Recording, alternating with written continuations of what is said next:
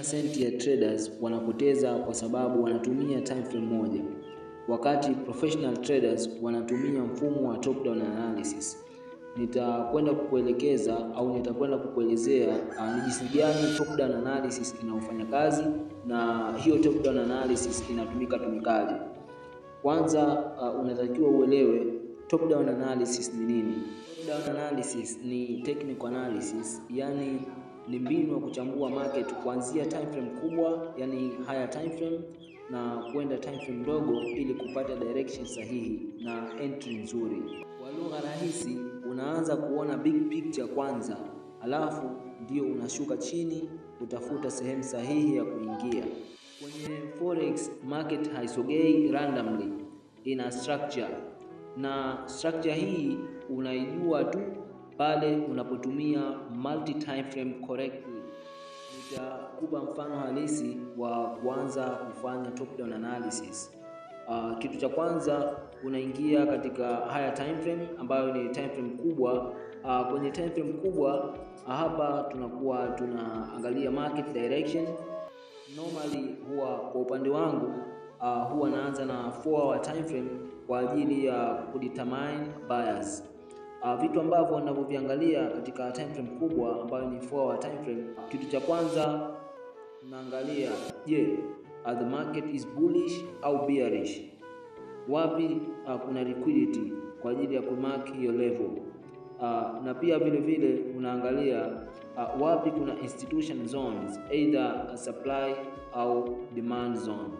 Hapa huwa sifanyi entry kabisa, hapa natengeneza plan kwanza. Step ya pili, tunacheki kwenye precision level. Hapa tunashuka moja kwa moja kwenye lower time frame, tunashuka kwenye 15 minute time frame kwa ajili ya kutafuta confirmation. Vitu ambavyo unakwenda kuviangalia kwenye lower time frame, kitu cha kwanza either na check change of characters au na check break of structure, either kama kuna liquidity, kwa hiyo na mark hizo level. Nitakupa the real example. Mfano tuseme tupo kwenye 4-hour time frame, tunaona kwamba market iko bullish na price imefika kwenye demand zone ambayo iko chini. Sasa hapo moja kwa moja tutashuka kwenye 15 minute time frame kwa ajili ya kuangalia price either imesweep liquidity, hiyo inakuwa ni fake out, au kuna change of characters ya bullish imetokea, inamaanisha kwamba ni mabadiliko ya trend.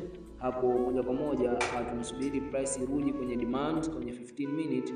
Hapo ndio smart money inaingia, na hapo ndio na mimi pia naingia kwa ajili ya kufuata footprint za smart money. Hapa nitakupa tofauti kati ya beginners na professional traders. Tofauti yao ni moja tu. Kwa upande wa beginners trade what they see, lakini kwa upande wa professional traders wao trade higher time frame tells them. Common mistakes ambazo zinafanywa na traders wengi sana: ukifanya entry kwenye lower time frame moja kwa moja bila hata kuangalia higher time frame inakwambia nini, hapo ni sawa na kuendesha gari usiku bila taa, ndio maana yake. Sasa hapa nitakwenda kukupa mfumo ambao una combination za time frame tofauti. Sasa kama utaelewa vizuri, utachagua wewe ni time frame gani ya kufuata na time frame gani ya kutumia katika time frame kubwa, ama kwenda time frame ndogo kwa ajili ya kuchukua entry.